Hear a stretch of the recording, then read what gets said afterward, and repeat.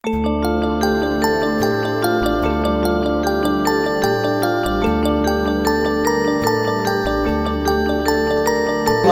என்றால் என்ன என்பதை பற்றி வேத ஆராய்ச்சியாளர்கள் சொல்லுகிற மூன்றாவது கருத்து பழைய ஏற்பாட்டினுடைய அடிப்படையில் தான் யோவான் இங்கு மரணத்துக்கு ஏதுவான பாவம், மரணத்துக்கு ஏதுவல்லாத பாவம் என்று சொல்லுகிறார். அதாவது பழைய ஏற்பாட்டிலே அநேக வழிமுறைகள் காணப்பட்டது. அதுல முக்கியமான ஒரு வழிமுறைகளா 2 வழிமுறைகளை சொல்கிறார். ஒன்று, அறியாமல் செய்கிற பாவத்திற்காக செய்யப்படுகிறதான வழிமுறைகள், அறிந்து செய்யப்படுகிறதான பாவம். இதற்கு என்ன கொடுக்கப்பட்டிருக்கிறது? 2 விதமாய் பிரிக்கிறார்கள். அப்ப பழைய ஏற்பாட்டிலே லேவியராகமம் புத்தகத்துல அறியாமல் செய்கிறதான பாவங்களுக்கு என்ன செய்ய வேண்டும் என்பதை குறித்து லேவியராகமம் 4வது அதிகாரத்துல அறியாமல் ஒரு மனிதனோ ஒரு ஜாதியோ ஒரு படையோ தவறு செய்யுமானால் அதற்கு என்ன வழி செலுத்த வேண்டும், அதற்கு என்ன பரிகாரம் செலுத்த வேண்டும் என்பதை லேவியராகமத்தினுடைய 4வது அதிகாரம் முழுவதும் விவரித்திருக்கிறது. அதில் ஒரு வசனத்தை வாசிக்கலாம். லேவியராகமம் 4வது அதிகாரம் 2வது வசனம். நீ இஸ்ரவேல் புத்திரரிடத்தில் சொல்ல வேண்டியது என்னவென்றால், ஒருவன் கர்த்தருடைய கட்டளைகளில் யாதொன்றை அறியாமையினால் மீறி செய்யத்தகாததை செய்து பாவத்திற்கு உட்பட்டால் அறிய வேண்டியதாவது, அதாவது அறியாமல் ஒருவன் பாவம் செய்வானாயில் அவன் என்ன பலி செலுத்த வேண்டும் என்பதை இந்த லேவியராகமம் 4வது அதிகாரம் முழுவதும் சொல்லப்பட்டிருக்கிறது.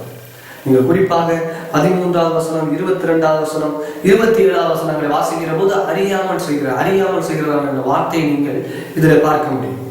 அதே போல லேவியராகமம் புத்தகம் 5வது அதிகாரம் 15வது வசனத்தை வாசிக்கலாம். லேவியராகமம் 5வது அதிகாரம் 15வது வசனம். ஒருவர் கர்த்தருக்குரிய பரிசுத்தமானவைகள் குற்றம் செய்து அறியாமையினால் பாவத்துக்கு உட்பட்டால் அவன் தன் குற்றத்தின் நிமித்தம் பரிசுத்த ஸ்தலத்துக்கு சேக்கல் கணக்கின்படியே நீ அவன் மேல் சுமத்தும் அபராதம் எவ்வளவோ அவ்வளவு வெள்ளி சேக்கல் பெறும் பழுதற்ற ஒரு ஆட்டுக்கடாவை குற்ற நிவாரண பலியாக கர்த்தருடைய சந்நிதியில் கொண்டு வந்து. ஆக அறியாமல் செய்கிற போது அதற்கென்று இருக்கிறதான கொடுக்கப்பட்டிருக்கிற காணிக்கையோ அல்லது பலியோ செலுத்த வேண்டும் என்று சொல்லப்படுகிறது. இதே விஷயத்தை எண்ணாகமம் புத்தகத்திலே நாம் வாசிக்கலாம். எண்ணாகமம் 15வது அதிகாரம் நியாய பிரமாணத்தை பொறுத்த வரைக்கும் லேவியராகமத்தில் சொல்லப்பட்டிருக்கிறது உபாகமத்தில் இருக்கும், அல்லது உபாகமத்தில் சொல்லப்பட்டது எண்ணாகமத்தில் இருக்கும். ஏன்னா அவைகள் ஜோடி இல்லாமல் போகாது. நியாய பிரமாணம் ஜோடி இல்லாமல் போகாது என்பதை சத்தியத்தை விளக்கும் வண்ணமாகத்தான் 2 முறை நியாய பிரமாணங்கள் கொடுக்கப்பட்டிருக்கிறது. ஓகே, எண்ணாகமம் 15வது அதிகாரம் 27வது வசனத்திலிருந்து வாசிக்கலாம். ஒருவன் அறியாமையினால் பாவம் செய்தானாகில் ஒரு வயதான வெள்ளாட்டு கிடாவை பாவ நிவாரண பலியாக செலுத்த கடவன். அப்பொழுது அறியாமையினால் பாவம் செய்தவனுக்காக ஆசாரியன் பாவ நிவர்த்தி செய்யும்படி கர்த்தருடைய சந்நிதியில் பாவ நிவர்த்தி செய்ய கடவன். அப்பொழுது அவனுக்கு மன்னிக்கப்படும். இஸ்ரவேல் புத்திரராகிய உங்களில் பிறந்தவனுக்கும் உங்களுக்குள்ளே தங்களுக்கும் அந்நியனுக்கும் அறியாமையினாலே பாவம் செய்த நிமித்தம் ஒரே பிரமாணம் இருக்க வேண்டும். யார் அறியாமையினாலே பாவம் செய்தாலும் கூட அவனுக்கு இதுதான் பிரமாணம் என்று தேவன் கொடுத்திருக்கிறார். அந்த நியாய பிரமாணத்தை கொடுக்கப்பட்டிருக்கும்படி பலி செலுத்த வேண்டும். அதே சமயத்துல அறிந்து பாவம் செய்வானாக ஒருவன் நியாய பிரமாணம் தெளிவாக சொன்னதை அறிந்தும் துணிகரமாய் பாவம் செய்வானார்கள் அவனுக்கு என்ன செய்ய வேண்டும் என்பதை இதே பகுதியை சொல்லியிருக்கிறார். 30வது வசனத்தை 31வது வசனத்தை வாசிக்கலாம். அன்றியும் தேசத்திலே பிறந்தவர்களாகிலும் அந்நியர்களாகிலும் எவனாவது துணிகரமாய் யாதொன்றை செய்தால் அவன் கர்த்தரை நிந்திக்கிறான். அந்த ஆத்துமா தன் ஜனத்தாரில் இராதபடிக்கு அறுப்புண்டு போக வேண்டும். அவன் கர்த்தரின் வார்த்தையை அசட்டை பண்ணி அவர் கற்பனையை மீறினபடியால் அந்த ஆத்துமா அறுப்புண்டு போக வேண்டும். அவன் அக்கிரம் அவன் மேல் இருக்கும் என்று சொல் என்றார். அப்ப துணிகரமாய் பாவம் செய்கிறவன் அந்த ஆத்துமா அறுப்புண்டு போக வேண்டும் என்று சொல்கிற போது அவன் கொலை செய்யப்பட வேண்டும். அதுதான் தண்டனை. நியாய பிரமாணத்தின்படி ஒருவன் துணிகரமாய் பாவம் செய்வானாய், அறிந்து நியாய பிரமாணம் தெரிந்து துணிகரமாய் பாவம் செய்வானாயில் அவனுக்கு பலி செலுத்துவதற்கு எந்த பலியும் இல்லை. அவனை என்ன பண்ண வேண்டுமா? கொலை செய்யப்பட வேண்டும் என்று சொல்லப்படுகிறது. உபாகமத்தின் புத்தகம் 17வது அதிகாரம் 12வது வசனத்தை வாசிக்கலாம். உபாகமம் 17 இதே சத்தியம் அங்கு வலியுறுத்தப்பட்டிருக்கிறது. வாசிக்க முடிகிறது. உபாகமம் 17:12. அங்கே உன் தேவனாகிய கர்த்தருக்கு ஆராதனை செய்யும்படி இருக்கிற ஆசாரியனுடைய சொல்லையாகிலும் நியாயாதிபதியினுடைய சொல்லையாகிலும் கேளாமல் ஒருவன் இடும்பு செய்தால் அவன் சாக கடவன். இப்படியே தீமையை இஸ்ரவேலிலிருந்து விலக்க கடவாய். நியாயாதிபதியுடைய சொல்லையாகிலும் கேளாமல் ஒருவன் இடும்பு செய்தால் அவன் சாக கடவான். இப்படியே தீமை இஸ்ரவேலிலிருந்து விலக்க கடவான். ஆக நியாயப்பிரமாணம் போதிக்கிற சத்தியம் என்னவென்றால், ஒருவன் அறியாமல் பாவம் செய்வானாகில் அவனுக்கு பலி செலுத்தி அவன் பாவ மன்னிப்பை பெற்றுக் கொள்ளலாம். அறிந்தே துணிகரமாய் கீழ்ப்படியாமல் பாவத்திலே வாழ்வானாகில் அவனை ஜனங்கள் யாவரும் சேர்ந்து கல்லறிந்தோ அல்லது நியாயப்பிரமாணம் முறைப்படியோ அவனை கொலை செய்ய கடவான் என்பதான சத்தியத்தினுடைய அடிப்படையிலேயே யோவான் இந்த பகுதியில் சொல்கிறார். அப்படின்னா புதிய ஏற்பாட்டில் என்ன சொல்ல வருகிறார் என்றால், ஒரு அறியாமல் பாவம் செய்வானாகில் அந்த பாவத்துக்காக, அப்படிப்பட்ட பாவத்துகளுக்காக நீங்க ஜெபம் பண்ணுங்க. ஆனா ஒரு விசுவாசி தான் செய்கிறதை நன்கு அறிந்து, தான் பாவத்தை வாழுகிறான் என்பதை நன்கு அறிந்து அவன் துணிகரமாய் பாவம் செய்வானாகில் அவனுக்காக ஜெபம் பண்ணாதீர்கள் என்று சொல்லுகிறதாகவும், சிலர் அப்படிப்பட்டதான தண்டனை தான் மரணத்துக்கு ஏதுவான பாவம் என்று சொல்லுகிறதாய் இந்த பழைய ஏற்பாட்டினுடைய அடிப்படையிலே யோவான் இந்த மரணத்துக்கு ஏதுவான பாவம் என்பதை விவரித்திருக்கிறார் என்று சொல்லுகிறார். ஆனால் யோவான் நியாயப்பிரமாணத்தை வைத்துதான் இந்த பாவத்தை 2 பிரிவாய் பிரித்திருக்கிறார் என்பதற்கு யோவானுடைய நிருபத்திலேயோ சுவிசேஷத்திலேயோ அவர் எழுதி கொடுத்ததான வெளிப்படுத்தின விசேஷ புத்தகத்திலேயோ ஒரு குறிப்பை நாம் பார்க்க முடியாது. அது மாத்திரமல்ல, புதிய ஏற்பாடு நியாயப்பிரமாணத்துக்கு உட்பட்ட காலம் அல்ல. நியாயப்பிரமாணத்திலிருந்து விடுதலையாக்கப்பட்டு கிருபையின் காலத்தில் இருக்கிற அப்படின்னா நியாயப்பிரமாணத்தினுடைய அடிப்படையில் நமக்கு ஒரு கற்பனை என்ன பண்ணப்படவில்லை, கொடுக்கப்படவில்லை.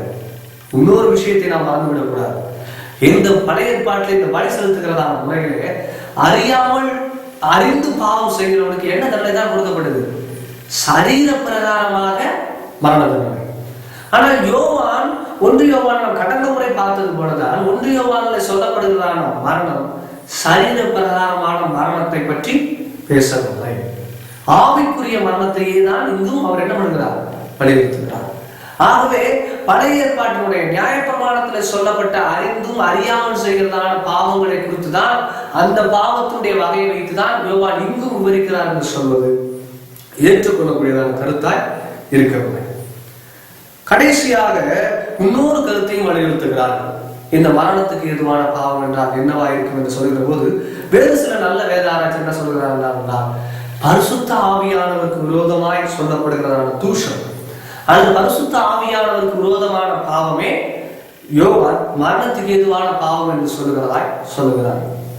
இது அநேக நல்லவர்கள், நல்ல வேதத்தை பகுத்து படிக்கிறவர்கள் கூட இந்த கருத்தை வலியுறுத்துகிறார்கள். அதற்கு காரணம் பரிசுத்த ஆவியானவருக்கு விரோதமாய் சொல்லுகிறதான பாவம் நித்திய ஜீவனை அடைய முடியாத ஒரு வகையான பாவம் என்பதனால் இதோடு கூட ஒப்பிட்டு பார்க்கிறார்கள். அந்த பகுதியை நாம் மத்தேயு, மார்க்கு, லூக்கா 3 சுவிசேஷத்தை கூட வாசிக்க முடியும். மார்க்குவின் புத்தகம் 3வது அதிகாரம், மார்க்குவின் புத்தகம் 3வது அதிகாரம் 28, 29 வசனங்களை மாத்திரம் வாசிக்கலாம். மெய்யாகவே நான் உங்களுக்கு சொல்லுகிறேன், மனுஷர்கள் செய்யும் எல்லா பாவங்களும் அவர்கள் தூஷிக்கும் எந்த தூஷணங்களும் அவர்களுக்கு மன்னிக்கப்படும். ஒருவன் பரிசுத்த ஆவிக்கு விரோதமாக தூஷணம் சொல்வானாகி அவன் என்றென்றைக்கும் மன்னிப்படையாமல் நித்திய ஆக்கினைக்குள்ளாயிருப்பான் என்றார். ஆக இந்த விஷயம், இந்த பரிசுத்த ஆவியானவருக்கு விரோதமாய் சொல்லப்படுகிறதான பாவம் தான் யோவான் மரணத்துக்கு ஏதுவான பாவம் என்று சொல்லுகிறார். ஆனால் இயேசு கிறிஸ்து இந்த வார்த்தையை ஏன் சொன்னார் என்பதை மார்க் தெளிவாக எழுதியிருக்கிறார். 30 வசனத்திலே சொல்லுகிற போது, அசுத்த ஆவியை கொண்டிருக்கிறான் என்று அவர்கள் சொன்னபடியினாலே அவர் இப்படி சொன்னார். ஆக இயேசு கிறிஸ்து மரணத்துக்கு ஏதுவான பாவம் ஒன்று இருக்கிறது என்பதற்காக இப்படி சொல்லவில்லை. இயேசு கிறிஸ்து தேவனுடைய வல்லமையினாலே, பரிசுத்த ஆவியானவருடைய கிருபையினாலே அற்புதங்களை செய்கிறார். தனக்கு இருக்கிறதான அதிகாரத்துல அற்புதங்களை செய்கிறார். அந்த அற்புதம் பகிரங்கமாய் நடந்திருக்கிறது, பிசாசுகளை துரத்துகிறார். ஆனால் கடின இருதயமுடையதான யூதர்களால் அந்த அற்புதத்தை அவர்களால் ஏற்றுக்கொள்ள முடியவில்லை. இயேசு கிறிஸ்து செய்கிறது. ஆகவே இயேசு கிறிஸ்து சாத்தானின் உதவியோடு கூட சாத்தானை துரத்துகிறார் என்று சொல்கிறார். ஆக அப்படிப்பட்டதான கல்லஞ்சை, அப்படிப்பட்டதான அவருடைய வார்த்தையை கண்டுதான் அவர்கள் அவருடைய பாவம், பரிசுத்த ஆவியானவருக்கு விரோதமாய் பாவம் செய்கிறார்கள் என்று சொல்லுகிறார். ஆக அவர்கள் ஏதோ மரணத்துக்கு ஏதுவான பாவம் செய்தபடியினால் இப்படி சொல்லவில்லை. ஆகவே இயேசு கிறிஸ்து இந்த ஊழிய காலத்துல, அவர் இந்த உலகத்துல உயிரோடு இருக்கும் போது சொன்ன வார்த்தையை அவர் பரலோகத்தில் சென்ற பின்பு எழுதுகிறதான யோவான் நிருபத்தில் குறிப்பிடுகிறார் என்று சொல்வதற்கு இல்லை. உண்மையில் பரிசுத்த ஆவியானவருக்கு விரோதமான பாவம் என்றால் என்ன என்பது ஒரு பெரிய கொஞ்சம் கூடுதலான தலைப்பாக இருக்கிறது. கர்த்தருக்கு சுத்தமானால் நாம் வேறொரு செய்தியை அதை பற்றி நாம் தனியாக படிக்கலாம். ஆனால் இந்த பகுதி பரிசுத்த ஆவியானவருக்கு விரோதமான பாவம் என்பது என்ன என்றால், பொதுவாக சுருக்கமாக சொல்ல வேண்டுமானால், பரிசுத்த ஆவியானவரால் செய்யப்பட்டதான அற்புத அடையாளங்களை ஏற்றுக்கொள்ளாத மனநிலையினாலே அவருடைய இருதயத்தை கடிந்து கொள்ளும் வண்ணமாக அவர்களை குறித்து சொல்கிறார். நீ பரிசுத்த ஆவியானவருக்கு எதிர்த்து நிற்காதீர்கள், அவருக்கு விரோதமாய் சொல்லப்படுவதான தூஷணம் இம்மையிலும் மறுமையிலும் மன்னிக்கப்படாது என்று. ஆக இந்த சந்தர்ப்ப சூழ்நிலையை கவனிக்க வேண்டியது அவசியம். மத்தேயு சுவிசேஷத்துல 12வது அதிகாரத்துல இது நன்றாக விவரித்து சொல்கிறார். இது அவருடைய சூழ்நிலை என்ன என்பதை மத்தேயு 12வது அதிகாரம் 24வது வசனத்திலிருந்து 31வது வசனம் வரைக்கும் இதை வாசிக்க, இதுல இந்த பகுதி விவரிக்கப்படுகிறது. அந்த 32வது வசனத்தை நான் வாசிக்கலாம். முதலாவதாக, எவனாகிலும் மனுஷகுமாரனுக்கு விரோதமான வார்த்தை சொன்னால் அது அவனுக்கு மன்னிக்கப்படும். எவனாகிலும் பரிசுத்த ஆவிக்கு விரோதமாக பேசினால் அது இம்மையிலும் மறுமையிலும் அவனுக்கு மன்னிக்கப்படுவதில்லை. அது இம்மையிலும் மறுமையிலும் அவனுக்கு மன்னிக்கப்படுவதில்லை. இந்த சம்பவத்தினுடைய சூழ்நிலை 12வது அதிகாரத்துல 24வது வசனத்திலிருந்து 31வது வசனம் வரைக்கும் விவரிக்கப்படுகிறது. சுமார் இயேசு கிறிஸ்துனுடைய வல்லமையை அவர்கள் உணர்ந்து கொள்ள மறுத்தவர்களாக இருந்தார்கள். 27, 28 வாசிக்கிற போது, நான் பேசப்படாலே பிசாசுகளை துரத்தினார், உங்கள் பிள்ளைகள் அவைகளை யாராலே துரத்துகிறார்கள், ஆகையால் அவர்களே உங்களை நியாயம் தீர்க்கிறவர்களாக இருப்பார்கள். இங்க யாரும் ஒரு குறிப்பிட்ட மக்களை பார்த்து பேசுகிறார்களே நீங்க மறந்து விடக்கூடாது. அதாவது குறிப்பிட்ட மக்கள் ஒரு பாவத்தில் ஈடுபடுகிறார், ஒரு தவறு செய்திருக்கிறார், அவர்களை பார்த்துதான் நீங்கள் பரிசுத்த ஆவியானவருக்கு விரோதமாக பாவம் செய்திருக்கிறீர்கள் என்று சொல்கிறார். ஆக இந்த பகுதி, இந்த சம்பவம் நடந்த அடிப்படையில தான் விவரிக்கப்பட வேண்டிய சம்பந்தம் இல்லாமல் இந்த இயேசு கிறிஸ்துடைய ஊழிய காலத்துல செய்யப்பட்டதான அந்த காரியத்தை யோவானுடைய நிருபத்திலே கொண்டு வருவது தேவையற்றதான ஒரு காரியமா இருக்கிறது. இது தனிப்பட்ட, அதாவது இயேசு ஊழியம் செய்த போது அவருக்கு எதிராக அவருடைய கிரியை ஏற்றுக்கொள்ளாத யூத ஜனங்களுடைய அவருடைய சுபாவத்திற்கு சொல்லப்பட்டது. இன்றைக்கு வாழ்கிறவர்களை பற்றி சொல்லப்படவில்லை. ஆக இன்றைக்கு ஒருவன் பரிசுத்த ஆவியானவருக்கு விரோதமாய் பாவம் செய்கிறானா என்று கேள்வி எழுதுகிற போது ஆவிக்குரிய விதத்துல நாம் ஒரு சில காரியங்களை சிந்திக்கலாம். ஆனால் இயேசு கிறிஸ்து சொன்னது அன்றைய யூதர்களைத்தான். அவர்கள் பரிசுத்த ஆவியானவருக்கு விரோதமாய் பாவம் செய்தார் என்று சொல்கிறது இயேசு கிறிஸ்து பரிசுத்த ஆவியினால் செய்ததான வல்லமையை அவர் உணராமலும் ஏற்றுக்கொள்ளாமலும் அவருக்கு விரோதமாய் பேசியதான ஒரு காரியத்தை தான் சொல்லப்படுகிறது. இதை குறித்ததான கூடுதலான தகவல்களை பின்பு பார்க்கலாம். இப்பொழுது நாம் அறிந்து கொள்கிற விஷயம், பரிசுத்த ஆவியானவருக்கு விரோதமான பாவம் என்பது விசுவாசிகளை சொல்லவில்லை, விசுவாசிக்காத யூதர்களை சொல்லுகிறார். ஆனால் 1 யோவான் நிருபத்துல நாம் மரணத்துக்கு ஏதுவான பாவம் என்று சொல்லுகிறவர்கள், மரணத்துக்கு ஏதுவான பாவம் செய்தவர்கள் யார் என்று வாசிக்கிற போது சகோதரன் என்றதான வார்த்தையை 16வது வசனத்தில் நாம் வாசித்திருக்கிறோம். அப்படி என்றால் மரணத்துக்கு ஏதுவான பாவம் செய்தவர்கள் யார் என்றால் விசுவாசிகள், தேவனை அறிந்து கொண்ட பிள்ளைகள், அல்லது இயேசுக்கு சபையில் இருக்கிறதான பிள்ளைகளை பற்றி அவர் பேசுகிறார். அப்ப தேவனை அறிந்து கொண்டதான பிள்ளைகள், அங்கு விசுவாசியாத யூதர்கள். ஆக இங்க சபையில 2 கூட்டத்தை பற்றி பேசுகிறார். சபையில இருக்கிறதான இயேசு கிறிஸ்துவை அறிந்த பிள்ளைகள், ஆனா அங்க இருக்கிறது யூதர்கள். ஆகவே பரிசுத்த ஆவியானவருக்கு விரோதமானதான பாவமே மரணத்துக்கு ஏதுவான பாவம் என்று சொல்வதையும் ஏற்றுக்கொள்ள முடியாது. அப்படி என்றால் மரணத்துக்கு ஏதுவான பாவம் என்றால் என்ன? யோவான் என்ன அடிப்படையில மரணத்துக்கு ஏதுவான பாவம் என்றதான வகையில பிரித்திருக்கிறார் என்று சிந்திக்க வேண்டியது அவசியமா இருக்கிறது. அப்படி என்றால் நாம் வேறொரு பகுதியிலிருந்து யோவான் என்ன சொல்ல வருகிறார் என்பதை சிந்திக்க முடியாது. எப்பொழுதுமே வேதாகமத்தினுடைய பகுதிகளை நாம் ஆராய்ந்து படிக்கிற போது வைத்துக் கொள்ள வேண்டியதான சில பகுதிகள் நியாயப்பிரமாணம் அல்லது நிபந்தனைகள் என்று சொன்னால், ஒரு வசனத்தை நாம் வாசிக்கிறோம், அந்த வசனத்தினுடைய சந்தர்ப்ப சூழ் அமைவை பார்க்க வேண்டியது அவசியம். அதற்கு பொதுவாக சொல்வார்கள், மேலையும் கீழையும் பாருங்கள். ஒரு வசனம் அமைந்திருக்கிறதான பகுதி, அந்த வசனம் என்ன சொல்லுகிறது என்பதை நாம் அறிந்து கொள்ள வேண்டுமானால் அதற்கு மேலே இருக்கிறதான வசனத்தையும் அதற்கு கீழே இருக்கிறதான வசனத்தையும் வாசிக்க வேண்டியது அவசியம். அப்படி வாசிக்கிற போது உங்களுக்கு புரியவில்லை என்றால் அந்த அதிகாரத்தை வாசிங்க, அந்த முழு அதிகாரத்தை வாசிங்க. அதை வாசிக்கிற போது உங்களுக்கு புரியவில்லை என்றால் அந்த முழு புத்தகத்தையும், அதாவது அந்த நிருபம் அல்லது அந்த புத்தகம், அந்த சுவிசேஷத்தினுடைய அந்த முழு புத்தகத்தையும் வாசித்து புரிந்து கொள்ள வேண்டியது அவசியம். அதற்கு பின்புதான் நாம் மூல பாஷையினுடைய வார்த்தையை குறித்து சிந்திக்கிறோம். ஆக இந்த 1 யோவான் நிருபத்துல மரணத்துக்கு ஏதுவான பாவம் என்பதை நாம் வேறொரு புத்தகத்திலேயோ அல்லது பழைய ஏற்பாட்டிலேயோ சுவிசேஷ புத்தகத்திலிருந்து அர்த்தத்தை கண்டுபிடிக்க முடியாது. இந்த நிருபத்துல யோவான் என்ன அடிப்படையில இந்த பாவத்தை பிரித்திருக்கிறார் என்பதை அவருடைய புத்தகத்தில், அவருடைய நிருபத்திலிருந்து தான் நாம் இதை சிந்திக்க முடியும். அப்படி என்றால் இந்த 1 யோவான் நிருபம் யாருக்கு எழுதப்பட்டது, இதை கேட்டு அறிந்து கொண்டவர்கள் எப்படிப்பட்டவர்கள் என்பதை அறிய வேண்டியது அவசியமா இருக்கிறது.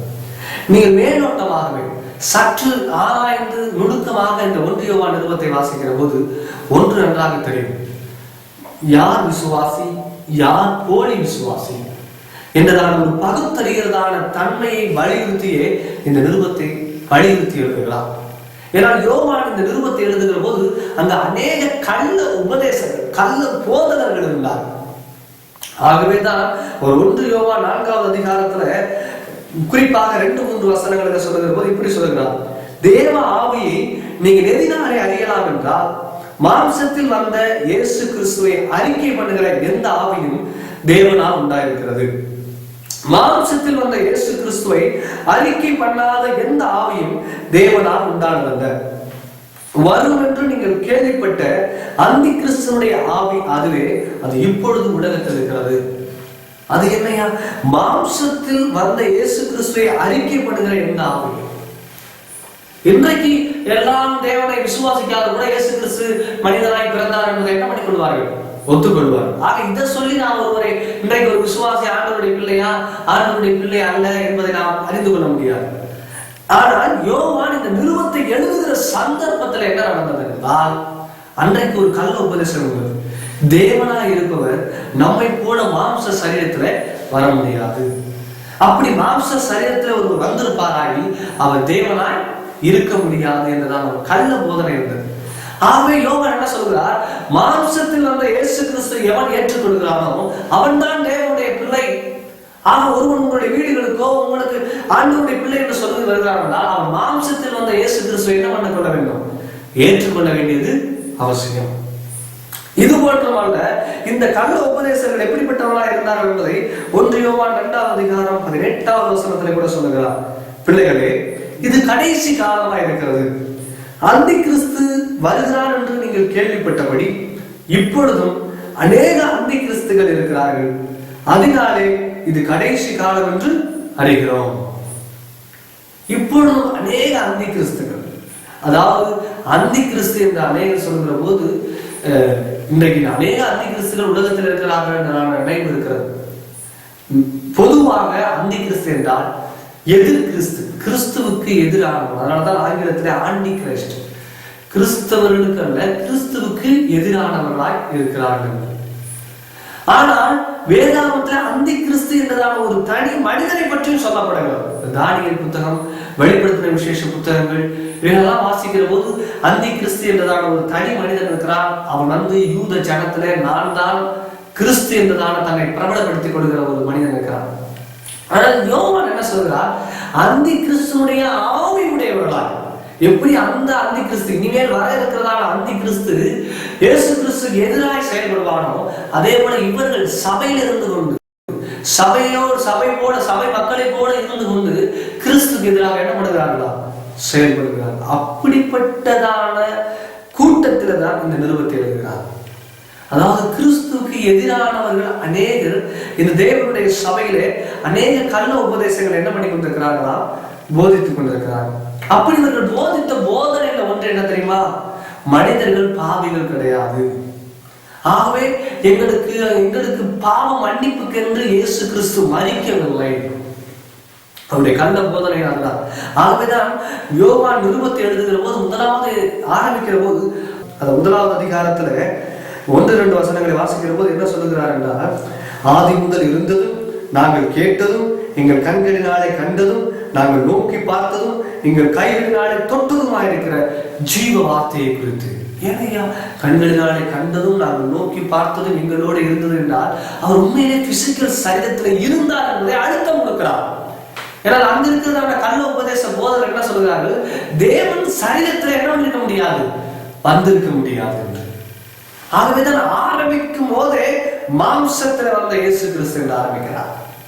இதுல மாத்திரமல்ல, அவருடைய சுவிசேஷ புத்தகத்துல கூட சுவிசேஷத்தினுடைய யோவான் சுவிசேஷத்தினுடைய 1வது அதிகாரம் 14வது வசனம் முதல் இருக்கிறதான பகுதியை வாசித்தீர்கள், அவர் மாம்சத்துல வந்த கிறிஸ்து என்பதை அவர் அழுத்தம் கொடுத்து பேசுகிறார். ஏன்னா யோவான் அப்படிப்பட்டதான கள்ள உபதேசங்களுக்கு எதிராகத்தான் இந்த நிருபத்தை எழுதுகிறார். இவர்கள் என்ன சொல்லுகிறார்களா, 8வது வசனத்திலிருந்து 9வது வசனம் வரைக்கும் வாசிக்கிற போது, நாங்கள் பாவிகள் கிடையாது, தேவனுடைய இங்க பூமியில் இருக்கிற மனிதர்கள் பாவிகள் கிடையாது, தங்களுக்கு பாவ மன்னிப்பு அவசியம் இல்லை என்று அவர்கள் போதித்தார். ஆகவேதான் இங்க எழுதும்போது என்ன சொல்றாரு, 8வது வசனம் சொல்லுகிற போது, நமக்கு பாவம் இல்லை என்போமானால் நம்மை நாமே வஞ்சிக்கிறவர்களாயிருப்போம், சத்தியம் நமக்குள் இராது. இதெல்லாம் உங்களுக்கு அழுத்தம் கொடுத்து பேசுறதுக்காக தான் முக்கியமான காரணம். அவங்க தங்களை பாவிகள் என்று ஏற்றுக்கொள்வதில்லை.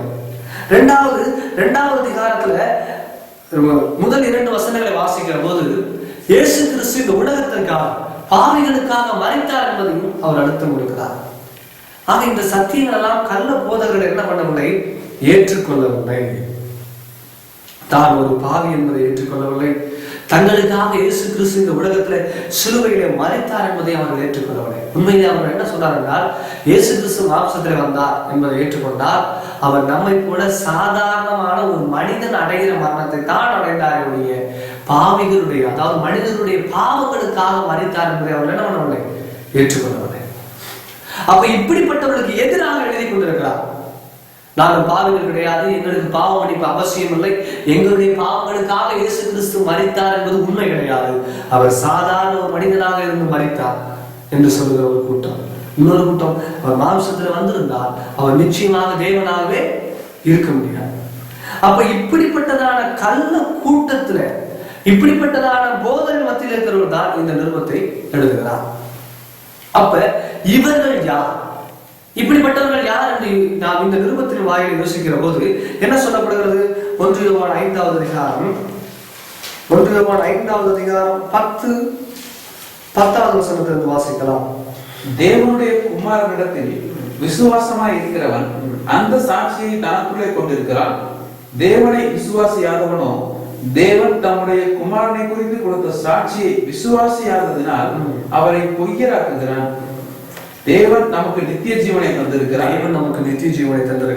அந்த ஜீவன் அவருடைய குமாரனில் இருக்கிறது என்பதே அந்த சாட்சியா. அந்த ஜீவன் அவருடைய குமாரனில் இருக்கிறது என்பதே அந்த சாட்சியாகும். குமாரனை உடையவன் ஜீவனை உடையவன். தேவனுடைய குமாரன் இல்லாதவன் ஜீவன் இல்லாதவன். இங்க இதுதான், இங்க என்ன சொல்ற, ஜீவனுடையவன், ஜீவன் மரணம். ஜீவன் என்றால் என்ன அர்த்தம், தேவனுடைய குமாரனை உடையவன், அதாவது கர்த்தராக இயேசு கிறிஸ்துவை தன்னுடைய வாழ்க்கையில ஏற்றுக்கொண்டவன் ஜீவனுடையவன். அதற்கு ஆப்போசிட் தான் மரணம். இந்த கள்ள போதகர்கள் என்ன சொல்கிறார்கள், நாங்கள் பாவிகள் கிடையாது, எங்களுக்கு பாவ மன்னிப்பு என்று இயேசு கிறிஸ்து மரிக்கவில்லை, அவர் தேவன் அல்ல என்று. ஆக கர்த்தராக இயேசு கிறிஸ்து ஏற்றுக்கொண்டவர்கள் ஜீவனுடையவர்கள், அவரை ஏற்றுக்கொண்டார் அல்லது அவருடைய மாம்சத்திலே வந்து எங்களுடைய பாவங்களுக்காக மரித்தார் என்பதை ஏற்றுக்கொள்ளாத அந்த வேத புரட்டர்கள் செய்த அந்த பாவமே, அதாவது இயேசு கிறிஸ்துவை நிராகரித்து, அவர் மாம்சத்தில் வரவில்லை, அவர் எனக்காக மரிக்கவில்லை, என்னுடைய பாவங்களுக்காக மரிக்கவில்லை என்று நிராகரித்ததே மரணத்துக்கு ஏதுவான பாவம் என்று வலியுறுத்துகிறார். இது உண்மைதான் பிரியமானவர்களே. நாம் இயேசு கிறிஸ்துவை ஏற்றுக்கொள்கிறபடினாலே ஜீவன் அடைகிறோம், நித்திய ஜீவனை அடைகிறோம். நாம் இயேசு கிறிஸ்துவை ஏற்றுக்கொள்ளாவிட்டால் நாம் மரணத்தை அடைகிறோம். பாவத்தின் சம்பளம் மரணம் என்று சொல்லப்படுகிறது.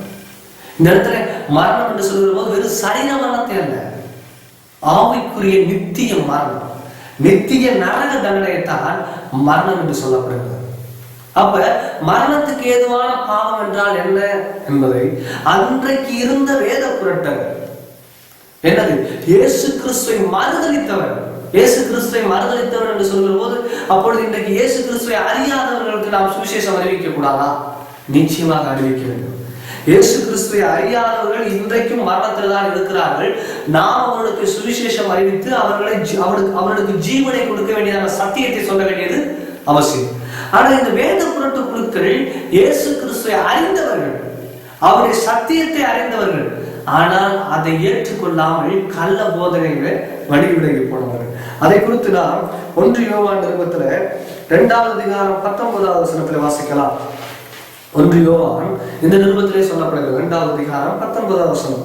அவர்கள் நம்மை விட்டு பிரிந்து போனார்கள். அவர்கள், அதாவது இந்த வேத புரட்டர்கள், ஒரு பெரிய கிடையாது, நான் பாவி கிடையாது, இயேசு கிறிஸ்து மாம்சத்திலே வரவில்லை, அவர் மாம்சத்திலே மரிக்கவில்லை, நம்மை கூட ஒரு சாதாரண மரணம் தான் அடைந்தார், அவர் நம்முடைய பாவங்களுக்காக மரிக்கவில்லை என்று சொல்கிறார்களா?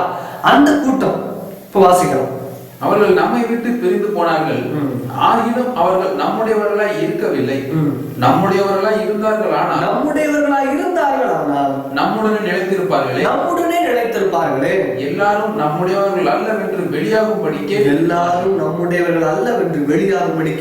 பிரிந்து போனார்கள். அப்படின்னா இவர் ரட்சிக்கப்படாதவர்கள் தான், ஆனா சபையில் இருக்கிறார்கள். இன்றைக்கும் அநேகர் சபைக்கு சொல்லுகிறார்கள், தேவனை ஆராதிக்கிறார்கள், ஆண்டவருடைய வார்த்தையை பகிர்ந்து கொள்கிறார்கள், ஆனால் கூட ரட்சிக்கப்படாதவர்கள் இருக்கிறார். அப்படிதான் யோவான் இந்த நிருபத்தில் எழுதும்போது அவங்க சபையில இருந்தாங்க. இப்ப என்ன ஆயிட்டாங்க? பிரிஞ்சு போயிட்டாங்க. என்ன ரீசன் சொல்றாங்க? இயேசு கிறிஸ்து மாம்சத்துல வரல, அவர் மனிதனுடைய பாவங்களுக்காக மரிக்கிறார் என்று சொல்லி அவர்கள் பிரிந்து போனாங்க. அப்படிப்பட்டவர்களுக்காக நீங்க ஜெபிக்க வேண்டாம். ஏன்னா அவர்கள் இயேசு கிறிஸ்துடைய சத்தியத்தை அறிந்து மறுதலித்து போய்விட்டார். சுவிசேஷத்தையோ இயேசு கிறிஸ்துவை அறியாதவர்களுக்காக ஜெபிக்க வேண்டியது அவசியம். அதை யோவான் தடுக்கவில்லை. ஆனால் இப்படிப்பட்டவர்கள் சுவிசேஷத்தை அறிந்து இயேசு கிறிஸ்துவின் சத்தியத்தை அறிந்து அதை மறுதலித்து இயேசு கிறிஸ்து விரோதமாய் செயல்படுவார்கள்.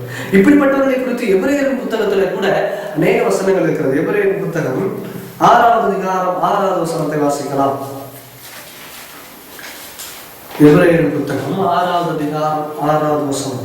மறுதலித்து போனவர்கள், அதாவது இந்த 6வது அதிகாரத்தில் முதல் 5 வசனங்களை வாசித்து பார்த்தீங்கன்னா, தேவனுடைய சத்தியத்தை அறிந்து ஆண்டவருடைய பிள்ளையா இருந்து பரிசுத்த ஆவியானவரை ருசி பார்த்தவர்களாக இருந்தும் மறுதலித்து போனவர்கள் தேவனுடைய குமாரனை தாங்களே மறுபடியும் சிலுவையில் அறைந்து அவமானப்படுத்துகிறபடியால் மனம் திரும்புகிறதுக்கு ஏதுவாய்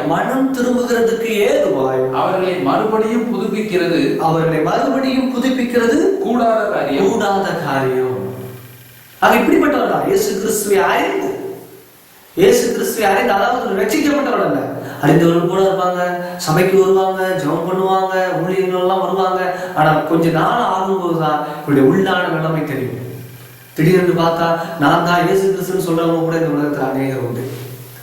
ஆண்டவரை பற்றி அறிவித்து கடைசியா நான் தான் இயேசு கிறிஸ்து, என் வழியாகத்தான் எல்லாம் செயல்படுகிறார் என்று போதித்த எத்தனையோ போதகர்கள் உண்டு. ஆக பின்னாக தேவனை மறுதலித்து போகிற கூட்டத்தை குறித்து எபிரேயர் 10வது அதிகாரத்தை ஒரு வசனத்தை வாசிக்கலாம். எபிரேயர் புத்தகம் 10வது அதிகாரம் 26, 27 வசனங்களை வாசிக்கலாம். சத்தியத்தை அறியும் அறிவை அடைந்த பின்பு நாம் மனப்பூர்வமாய் பாவம் செய்கிறவர்களாய் இருந்தால் பாவங்களின் நிமித்தம் செலுத்தத்தக்க வேறொரு பலி இனி இராமல் நியாய தீர்ப்பு வரும் என்று பயத்தோட எதிர்பார்ப்புகளும் விரோதிகளை பட்சிக்கும் கோபாக்கினையுமே இருக்கும். ஆக சத்தியத்தை அறிகிற அறிவை அடைந்த பின்பு நாம் மனப்பூர்வமாய் பாவம் செய்வோமானால் பாவங்கள் நிமித்தம் செலுத்தத்தக்க வேறொரு பலி இனி இல்லை. இயேசு கிறிஸ்துவே இறுதி பலி என்பதுதான் எபிரேயர் புத்தகத்தினுடைய சாராம்சம். எபிரேயர் 10ஆம் அதிகாரத்துல இயேசு கிறிஸ்து ஒரே தரம் பலியானார், அதுவே இறுதி பலி என்று வலியுறுத்தப்படுகிறது. அந்த பலியை ஏற்றுக்கொள்ளவில்லை, எனக்காக இயேசு கிறிஸ்து மரித்தார் என்பதை ஏற்றுக்கொள்ளவில்லை என்றால் அந்த சத்தியம் சொல்லப்பட்டு அவன் மீண்டும் மறுதலித்து போவானாகும், அவன் மீண்டும் புதுப்பிக்கப்படுகிறது கூடாத காரியம். அப்படிப்பட்டதான ஒரு கள்ள போதகர்களை, அந்த பாவத்தை தான் என்னது, இயேசு கிறிஸ்துவை அறிந்து மறுதலித்து செல்கிறதான பாவம் தான் மரணத்துக்கு ஏதுவான பாவம். அவனுக்கு நாம் ஜெபித்து ஒன்றும் செய்ய முடியாது பிரியமானவர்களே. அப்படிப்பட்ட நாம் என்ன செய்ய வேண்டுமானால் கர்த்தருடைய சித்தத்தின்படி தேவன் வழிநடத்த வேண்டும் என்று விட்டு விடலாம். அப்படிப்பட்டவர்களுக்காக ஜெபிப்பது வீண்.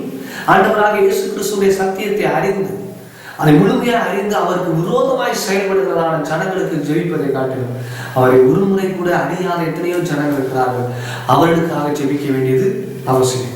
அப்படி என்றால் யோவான் இந்த பகுதியிலே தேவனுடைய பிள்ளை ஜெபிக்கிறவனா இருப்பார் என்று சொல்கிற போது என்ன சொல்ல வருகிறார் என்றால், ஆண்டவருடைய பிள்ளை பாவத்திலே விழுவதற்கு வாய்ப்பு இருக்கிறது.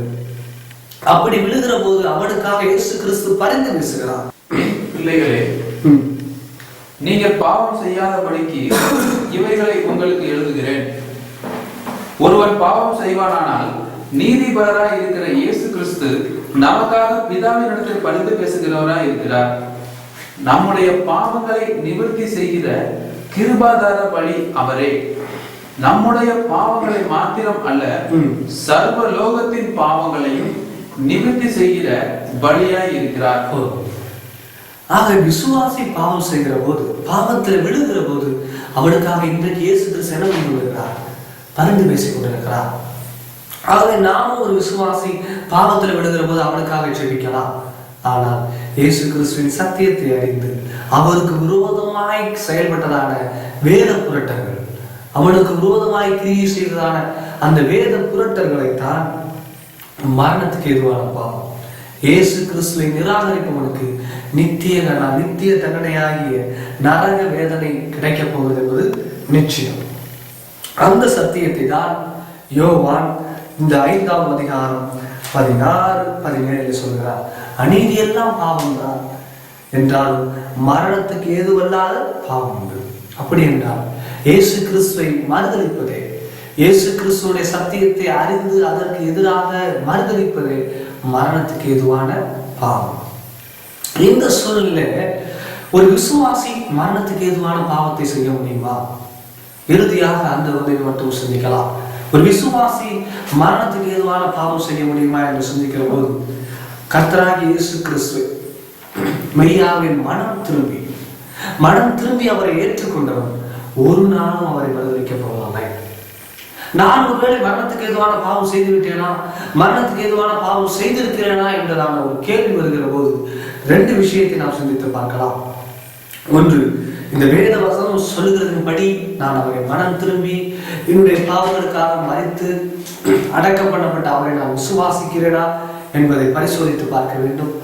2வது, நான் மரணத்துக்கு ஏதுவான பாவம் செய்து விட்டேனோ என்றதான ஒரு உணர்வே நான் அந்த பாவத்தை செய்யவில்லை என்பதற்கு ஒரு ஆதாரம். ஏனென்றால் பரிசுத்த ஆவியானவருடைய உணர்வினால் தான், பரிசுத்த ஆவியானவருடைய தூண்டுதலினால் தான் நான் தேவனுக்கு விரோதமாய் பாவம் செய்து விடக்கூடாது, மரணத்துக்கு ஏதுவான பாவம் செய்து விடக்கூடாது என்பதான உணர்வு வருகிறது.